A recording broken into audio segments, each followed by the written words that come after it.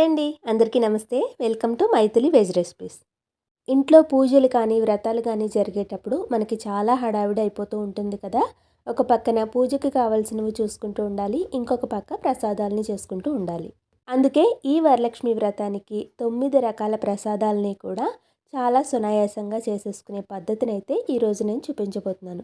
నేను చెప్పిన పద్ధతిలో కనుక మీరు ఫాలో అయ్యారు అంటే మొదటిసారి వరలక్ష్మి వ్రతాన్ని చేసుకుంటూ ప్రసాదాలను చేసుకునే వాళ్ళకి కూడా చాలా సులువుగా అనిపిస్తుంది. పూజకి ముందు రోజే మనం ఏ ప్రసాదాలు చేసుకోవాలి అనుకుంటున్నామో అవన్నీ కూడా ఒక ప్లాన్ వేసుకుని వాటి కోసం మనం ముందు రోజు రాత్రి ఏవైతే నానబెట్టాల్సినవి ఉన్నాయో అవన్నీ కూడా నానబెట్టుకోవాలి. నేనైతే ఇక్కడ ప్రసాదం శనగల కోసం శనగల్ని నానబెట్టుకుంటున్నాను. అలాగే బూరెల తోపు కోసం ఒక గ్లాసు శనగపప్పును తీసుకుంటాను. దానికోసం ఒక గ్లాస్ మినపప్పు, 2 గ్లాసుల బియ్యాన్ని వేసుకుని ముందు రోజు రాత్రే నానబెట్టేసుకున్నాను. ఇలా వీటిని ముందు రోజు రాత్రే నానబెట్టుకోవడం వల్ల పూజ రోజు మనకి చాలా వరకు టైం అనేది సేవ్ అవుతుంది. ఇప్పుడు పూజ రోజు ఉదయాన్నే గారెలు, పాకం గారెలు, ఆవడల కోసం నేను 2 గ్లాసుల వరకు మినపప్పును తీసుకున్నాను. ఇది బాగా కడుక్కుని ఒక 3 గంటలు నానబెట్టుకోవాలి. అలాగే బూరెల తోపు కోసం నానబెట్టిన గ్లాస్ తోటే నేను ఒక గ్లాస్ శనగపప్పును తీసుకున్నాను. దాన్ని ఒక గంట ముందు నానబెట్టుకుంటే సరిపోతుంది. ఫస్ట్ అయితే నేను శనగపప్పుని ఇంకా శనగల్ని కూడా ఉడికించేసుకుంటున్నాను. దీనికోసం నానబెట్టిన శనగల్ని గిన్నెలోకి తీసుకుని సరిపడా వాటర్ని పోసుకుని పక్కన పెట్టుకోవాలి. తర్వాత మనం నానబెట్టిన శనగలు చూసారు కదా, బాగా నానిపోయి ఉన్నాయి. ఇప్పుడు దీంట్లో ఉండే వాటర్ని కూడా తీసేసుకుని ఒక గిన్నెలోకి వేసుకుని కొద్దిగా పసుపు, ఉప్పు, సరిపడా నీళ్ళని పోసుకుని కుక్కర్లో పెట్టి 5-6 విజిల్స్ వచ్చేంత వరకు ఉడికించుకోవాలి. విజిల్స్ వచ్చి కుక్కర్ చల్లారేలోగా మనం మిగతా ప్రసాదాల ప్రాసెస్ని అయితే చూసేద్దాం. రైస్ తోటి నేను పులిహార, దద్దోజనం, పరవాన్నాన్ని అయితే చేయాలనుకుంటున్నాను. దీనికోసం 2 గ్లాసుల వరకు బియ్యాన్ని తీసుకుని 2-3 సార్లు బాగా కడుక్కుని దీంట్లోకి 3.5 గ్లాసుల వరకు నీళ్ళని తీసుకోవాలి. నేను తీసుకునే బియ్యానికి ఈ వాటర్ అయితే కరెక్ట్గా సరిపోతుంది. ఒకవేళ మీరు తీసుకునే బియ్యాన్ని బట్టి మీరు వాటర్ని అడ్జస్ట్ చేసుకుని వేసుకోండి. అలాగే పులగం కోసం ఒక గ్లాస్ బియ్యాన్ని, పావు గ్లాస్ పెసరపప్పుని తీసుకుని దీన్ని కూడా బాగా కడుక్కుని 1.5 గ్లాస్ వరకు వాటర్ని పోసుకుని కొద్దిగా ఉప్పు, పసుపు వేసుకుని ఈ రెండింటిని కూడా కుక్కర్లో పెట్టి 3-4 విజిల్స్ వచ్చేంత వరకు ఉడికించుకోవాలి. మనం ముందుగా పెట్టిన శనగపప్పు ఇంకా శనగలు అనేవి బాగా ఉడికిపోయాయి. శనగల్లో ఉండే వాటర్ని మొత్తం తీసేసుకుని దీన్ని ఇప్పుడు పోపు కింద వేసుకుందాము. పాన్లోకి 1 టీ స్పూన్ ఆయిల్ వేసుకుని 1 స్పూన్ మినపప్పు, 1 స్పూన్ జీలకర్ర, 4 ఎండుమిర్చి, కొద్దిగా కరివేపాకుని వేసుకుని పోపుని బాగా వేయించుకోవాలి. ఇవి వేగిన తర్వాత మనం ఉడికించుకున్న శనగల్ని నీళ్ళని మొత్తం తీసేసుకుని దీంట్లోకి వేసుకోవాలి. పైన రుచికి సరిపడా ఉప్పుని వేసుకుని ఒక 2-3 నిమిషాలు దీన్ని బాగా కలుపుకున్నాము అంటే ప్రసాదం శనగలు రెడీ అయిపోతాయి. శనగలు ఉడికించేటప్పుడు సాల్ట్ని వేసుకున్నాం కాబట్టి చూసుకుని సాల్ట్ని వేసుకోండి. ఇప్పుడు శనగపప్పుని ఉడికించుకున్నాం కదా, దాంట్లో ఉండే వాటర్ని మొత్తం తీసేసుకోవాలి. అస్సలు వాటర్ అనేది ఉండకూడదు. ఈ వాటర్ని ఆ రోజు మనం చేసుకునే పప్పులోకి కానీ రసంలోకి కానీ వాడేసుకోవచ్చు. ఇప్పుడు ఈ పప్పుని మ్యాషర్తో కానీ పప్పు గుత్తితో కానీ మెత్తగా మెదుపుకుని పెట్టుకోవాలి. బూరెల తోపు కోసం మనం ఆల్రెడీ పప్పు ఇంకా బియ్యాన్ని నానబెట్టుకున్నాం కదా, తర్వాత రోజు ఉదయాన్నే దాంట్లో ఉండే వాటర్ని తీసేసుకుని గ్రైండర్లో వేసుకుని మెత్తగా గ్రైండ్ చేసుకోవాలి. ఇలా గ్రైండ్ చేసుకున్న తర్వాత రుచికి సరిపడా ఉప్పుని, కొద్దిగా బెల్లం నీళ్ళని, చింతపండు నీళ్ళని వేసుకున్నామంటే బూరెలు మంచి రంగుగా వస్తాయి. టేస్ట్ కూడా చాలా బాగుంటాయి. ఇవన్నీ కూడా ఒకసారి అంతా బాగా కలిపేసుకుని మనకి కన్సిస్టెన్సీకి తగినట్లుగా కొద్దిగా వాటర్ని పోసుకోండి. తోపు పిండి మనకి ఈ విధంగా ఉండేలాగా చూసుకోవాలి. ఇప్పుడు దీన్ని పక్కకు పెట్టి బూరెల్లోకి కావాల్సిన పూర్ణాన్ని రెడీ చేద్దాము. దీనికోసం నేను ఏ గ్లాస్ తోటి అయితే శనగపప్పును తీసుకున్నానో అదే గ్లాస్ తోటి 1 గ్లాస్ బెల్లం తురుమును తీసుకుని కొద్దిగా వాటర్ని పోసుకోవాలి. బెల్లం పూర్తిగా కరిగి మనకి పాకం అనేది చేతికి ఇలా అంటుకునేలా వస్తే సరిపోతుంది. ఇలా వచ్చిన తర్వాత మనం మెత్తగా మెదిపి పెట్టుకున్న శనగపప్పుని వేసుకుని ఇదంతా కూడా బాగా దగ్గర పడేంత వరకు ఉడికించుకోవాలి. ఇలా దగ్గర పడిన తర్వాత దీంట్లోకి యాలకుల పౌడర్ని, కొద్దిగా నెయ్యిని వేసుకున్నాము అంటే పూర్ణం కూడా రెడీ అయిపోతుంది. ఇది పూర్తిగా చల్లారిన తర్వాత మనకి నచ్చిన సైజులో ఉండల కింద చేసుకుని పక్కన పెట్టుకోవాలి. తోపు పిండిని ఒకసారి బాగా కలుపుకుని దీంట్లోకి ఒక్కొక్క ఉండని తీసుకుంటూ పూర్ణం బయటికి రాకుండా బూరెల్ని వేసుకోవాలి. పూర్ణం అనేది గట్టిగా లేకపోయినా తోపు పిండి పల్చగా ఉన్నా మనం బూరెలు వేయగానే పూర్ణం అనేది బయటకు వచ్చేస్తుంది. డీప్ ఫ్రైకి సరిపడా ఆయిల్ని పెట్టుకుని నూనె వేడెక్కిన తర్వాత నూనెకి సరిపడా బూరెల్ని వేసుకోవాలి. వీటిని మీడియం ఫ్లేమ్ మీద పెట్టుకుని ఇలా ఎర్రగా వేగేంత వరకు వేయించుకోవాలి. మనం తోపు పిండిలో బెల్లం ఇంకా చింతపండు వాటర్ని వేసుకున్నాం కాబట్టి బూరెలు మంచి రంగులో వస్తాయి.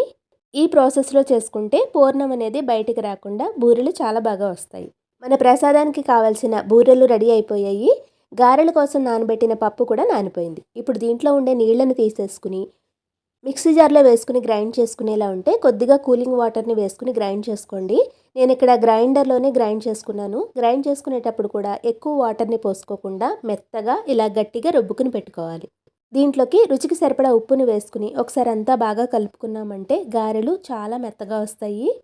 గారెల కోసం పప్పుని ఎక్కువగా నానబెట్టినా లేదంటే రుబ్బేటప్పుడు ఇది కొద్దిగా పల్చగా అయిపోయినా గారెలు నూనెను ఎక్కువగా పీల్చేస్తాయి కాబట్టి పిండి కొద్దిగా పలచబడినా లేదంటే రుబ్బిన వెంటనే గారెలు వేసుకోవడం కుదరకపోయినా పిండిని ఒక 2 గంటల పాటు ఫ్రిడ్జ్లో పెట్టుకున్న తర్వాత గారెలు వేసుకున్నాము అంటే గారెలు నూనెని పీల్చుకోకుండా వస్తాయి.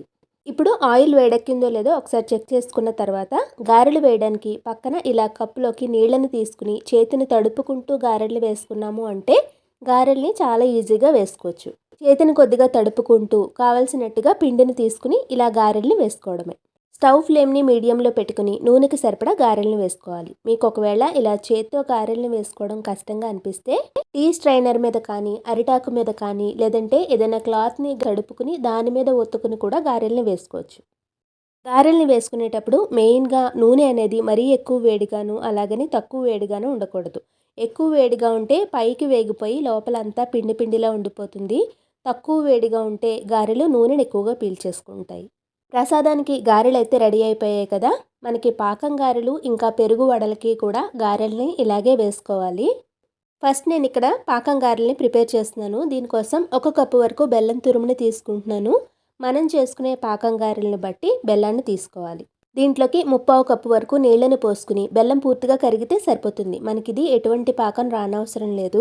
మీకు నచ్చితే దీంట్లో యాలకుల పౌడర్ని కూడా వేసుకోవచ్చు. ఇప్పుడు స్టవ్ ఫ్లేమ్ని ఆఫ్ చేసేసుకుని దీన్ని పక్కన పెట్టేసుకోవాలి. గారెల్ని వేసిన తర్వాత పాకం కొద్దిగా వేడిగా ఉండగానే గారెల్ని వేసుకోవాలి. ఒకవేళ పాకం చల్లారిపోతే ఇంకొకసారి వేడి చేసుకుని గారెల్ని వేసుకోవాలి. గారెలు పాకాన్ని పీల్చుకునేలాగా ఒక 5 నిమిషాల పాటు దీంట్లో నానబెట్టుకుని తర్వాత తీసేసుకోవాలి. నేను చేసుకున్న పాకంతో నాకు 10 గారెల వరకు పాకం గారెలు అనేవి వచ్చాయి. ఇప్పుడు మనం తర్వాత ప్రసాదం పెరుగు వడల్ని ప్రిపేర్ చేసుకుందాము. దీనికోసం పాన్లోకి 1 టేబుల్ స్పూన్ ఆయిల్ వేసుకుని ఆయిల్ వేడెక్కాక 1 స్పూన్ శనగపప్పు, 1 స్పూన్ మినపప్పు, 1/2 స్పూన్ ఆవాలు, 4 ఎండుమిర్చి, చిన్నగా కట్ చేసుకున్న 1/4 ఇంచు అల్లం ముక్కల్ని, 4 పచ్చిమిర్చి ముక్కల్ని, కరివేపాకుని వేసుకుని దీన్ని బాగా వేయించుకోవాలి. ఇది వేగిన తర్వాత స్టవ్ ఫ్లేమ్ని ఆఫ్ చేసేసుకుని మీకు నచ్చితే పైన ఇలా సన్నగా కట్ చేసిన కొత్తిమీరను కూడా వేసుకోవచ్చు. పెరుగు వడల కోసం కమ్మటి పెరుగుని 1 పెద్ద కప్పు వరకు తీసుకున్నాను. దీన్ని బాగా చిలికించుకుని రుచికి సరిపడా ఉప్పు, వేయించుకున్న పోపుని వేసుకుని ఒకసారి అంతా బాగా కలుపుకోవాలి. ఇప్పుడు 1 కప్పులోకి వాటర్ని తీసుకుని మనం కలిపి పెట్టుకున్న పెరుగుని ఒక 2 స్పూన్ల వరకు ఈ వాటర్లోకి వేసుకోవాలి. పెరుగు వడల కోసం పెరుగు తక్కువగా ఉన్నా ఇవి తొందరగా నానాలి అన్నా నేను చెప్పినట్టుగా ఒకసారి ట్రై చేయండి. వేయించుకున్న గారెల్ని మనం కలిపి పెట్టుకున్న మజ్జిగ నీళ్ళల్లోకి వేసుకుని ఒక 2-3 నిమిషాల పాటు అలాగే వదిలేయాలి. గారెలు ఆ నీళ్ళని పీల్చుకుని ఇలా ఉబ్బినట్టుగా వస్తాయి. వీటిని పిండకుండా ఇదే విధంగా వేరొక ట్రేలోకి వేసేసుకోవాలి. ఇలా మొత్తం అన్ని గారెలు వేసుకున్న తర్వాత పైన మనం పోపు వేసి పెట్టుకున్న పెరుగుని వేసేసుకుని ఒక అరగంట సేపు నానబెట్టుకుంటే పెరుగు వడలు మెత్తగా నానిపోయి ఉంటాయి. మన ప్రసాదాల్లో పెరుగు వడలు కూడా రెడీ అయిపోయాయి. మిగతా ప్రసాదాలన్నీ రెడీ అయ్యేసరికి ఈ పెరుగు వడలు పూర్తిగా నానిపోయి ఉంటాయి. కుక్కర్లో పులగం అన్నం పెట్టుకున్నాం కదా. ఇది తీసిన తర్వాత దీన్ని బాగా కలుపుకుని పైన కొద్దిగా బెల్లం, నెయ్యి, పెరుగు వేసుకుంటే మనకి ప్రసాదానికి పులగం కూడా రెడీ అయిపోతుంది. మాకైతే ఏ పూజకైనా ఈ పులగం అనేది ప్రసాదంగా కంపల్సరీ ఉంటుంది.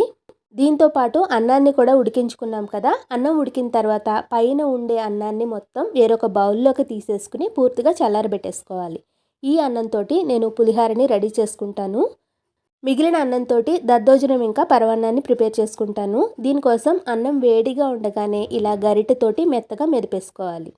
ఈ అన్నంలోంచి సగం అన్నాన్ని నేను దద్దోజనం కోసం పక్కకి తీసేసుకుంటున్నాను. మిగిలిన అన్నంతో పరవాన్నాన్ని ప్రిపేర్ చేసుకుంటున్నాను. గిన్నెలోకి మెదుపుకున్న అన్నాన్ని వేసుకుని సరిపడా పాలని వేసుకోవాలి. నేను ఇక్కడ 2 గ్లాసుల వరకు పాలని వేసుకున్నాను.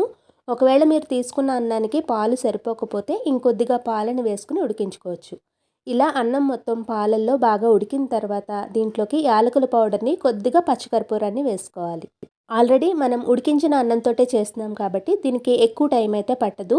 ఇలా దగ్గర పడిన తర్వాత దీంట్లోకి మీకు నచ్చిన డ్రై ఫ్రూట్స్ని నేతిలోకి వేయించుకుని తీసుకోవాలి. తర్వాత పాన్లోకి తీపికి సరిపడా బెల్లాన్ని, కొద్దిగా వాటర్ని పోసుకుని బెల్లాన్ని పూర్తిగా కరగనివ్వాలి. ఒకవేళ బెల్లంలో ఏదైనా డస్ట్ ఉంటే ఇలా వడకట్టుకుని తీసుకోవాలి. బెల్లాన్ని కరిగించుకుని ఇలా పాకంలో వేసుకునేటప్పుడు మనం ఉడికించుకున్న అన్నం అనేది పూర్తిగా చల్లారిపోయి ఉండాలి.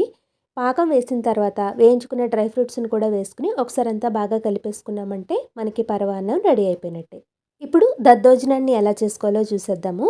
దీనికోసం మనం మెదిపి పెట్టుకున్న అన్నం ఉంది కదా! దాంట్లోకి 2 గ్లాసుల వరకు పాలను వేసుకోవాలి. పాలు ఇలా వేసుకుని బాగా కలుపుకోవడం వల్ల దద్దోజనం అనేది తొందరగా పులిసిపోకుండా కమ్మగా ఉంటుంది. ఇదంతా బాగా కలిపిన తర్వాత రుచికి సరిపడా ఉప్పుని వేసుకుని, ఒక కప్పు కమ్మటి పెరుగుని మీగడతో పాటు తీసుకోవాలి. దీన్ని చిలికించుకుని దీంట్లోకి మిక్స్ చేసుకోవాలి. ఇలా మీగడ వేయడం వల్ల దద్దోజనం టేస్ట్ అనేది చాలా బావుంటుంది. ఒకవేళ మీకు నచ్చకపోతే స్కిప్ చేసేయండి. ఇప్పుడు దీంట్లోకి పోపును వేసుకుందాము. పాన్‌లోకి 4 టేబుల్ స్పూన్ల వరకు నెయ్యిని వేసుకోవాలి. దద్దోజనానికి నెయ్యి ఫ్లేవర్ అనేది చాలా బావుంటుంది. నెయ్యి కరిగి వేడెక్కిన తర్వాత దీంట్లోకి 1 టేబుల్ స్పూన్ శనగపప్పు, 1 టేబుల్ స్పూన్ మినపప్పు, 1 టీ స్పూన్ ఆవాలు, జీడిపప్పు పలుకులు 10, 15 వేసుకోవాలి. అలాగే చిన్నగా కట్ చేసుకున్న అల్లం ముక్కలు, పచ్చిమిరపకాయ ముక్కలు, ఎండుమిర్చి, కరివేపాకును వేసుకోవాలి. ఇవన్నీ కూడా వేగిన తర్వాత కొద్దిగా మిరియాల పొడిని, ఇంగువని వేసుకుని స్టవ్ ఫ్లేమ్‌ని ఆఫ్ చేసేసుకోవాలి. కొంచెం చల్లారిన తర్వాత మనం కలిపి పెట్టుకున్న అన్నంలోకి వేసుకుని ఒకసారి అంతా బాగా కలుపుకున్నామంటే దద్దోజనం కూడా రెడీ అయిపోయినట్టే. మొత్తం కలిపిన తర్వాత మీకు కన్సిస్టెన్సీ గట్టిగా అనిపిస్తే కనుక పెరుగుని కొంచెం చిలికించుకుని కలుపుకోండి. దద్దోజనం కూడా రెడీ అయిపోయింది కదా! ఇప్పుడు మిగిలిన అన్నంతోటి పులిహారని చేసుకుందాం. పాన్‌లోకి 4 టేబుల్ స్పూన్ల వరకు ఆయిల్‌ని వేసుకుని ఆయిల్ వేడెక్కిన తర్వాత 1 టీ స్పూన్ ఆవాలు, 2 టేబుల్ స్పూన్ల పల్లీలు, 2 టేబుల్ స్పూన్ల శనగపప్పు, 2 టేబుల్ స్పూన్ల మినపప్పు ఇవన్నీ కూడా వేసుకుని ఆవాలు చిటపటమని పోపు వేగుతుండగా 10 ఎండుమిర్చిని ఇలా చిన్న ముక్కలుగా చేసుకుని వేసుకోవాలి. అలాగే 4, 5 పచ్చిమిర్చిని సన్నగా పొడవుగా కట్ చేసుకుని వేసుకోవాలి. అలాగే 1 ఇంచు అల్లాన్ని చిన్న ముక్కలుగా కట్ చేసుకుని వేసుకుని కరివేపాకు, ఇంగువ, పసుపు కూడా వేసుకుని పోపుని బాగా వేయించుకున్న తర్వాత స్టవ్ ఫ్లేమ్‌ని ఆఫ్ చేసేసుకోవాలి. పోపుని వేయించుకున్న తర్వాత మనం పక్కకు పెట్టుకున్న అన్నంలోకి వేసేసుకోవాలి. ఇప్పుడు అదే పాన్‌లోకి 2 టేబుల్ స్పూన్ల వరకు నూనెని వేసుకుని నూనె బాగా వేడెక్కిన తర్వాత చిక్కటి చింతపండు గుజ్జుని 1 కప్పు వరకు తీసుకోవాలి. ఇప్పుడు దీంట్లోకి చిన్నగా కట్ చేసుకున్న అల్లం ముక్కలు, పచ్చిమిర్చి, కరివేపాకుని వేసుకుని కొద్దిగా పసుపు, రుచికి సరిపడా ఉప్పుని, చిన్న బెల్లం ముక్కని వేసుకోవాలి. బెల్లం వేయడం వల్ల పులుపుని బ్యాలెన్స్ చేసి టేస్ట్ అనేది చాలా బావుంటుంది. మీరు తీసుకునే రైస్‌ని బట్టి, చింతపండు పులుపుని బట్టి మీరు చింతపండు గుజ్జుని తీసుకోండి.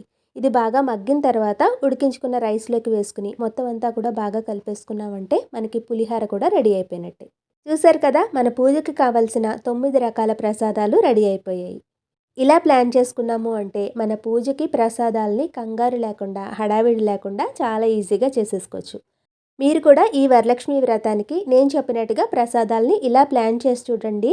మీకు ఈ వీడియో యూస్‌ఫుల్‌గా అనిపిస్తే తప్పకుండా లైక్ చేసి మీ ఫ్రెండ్స్, రిలేటివ్స్ అందరితోనూ షేర్ చేయండి.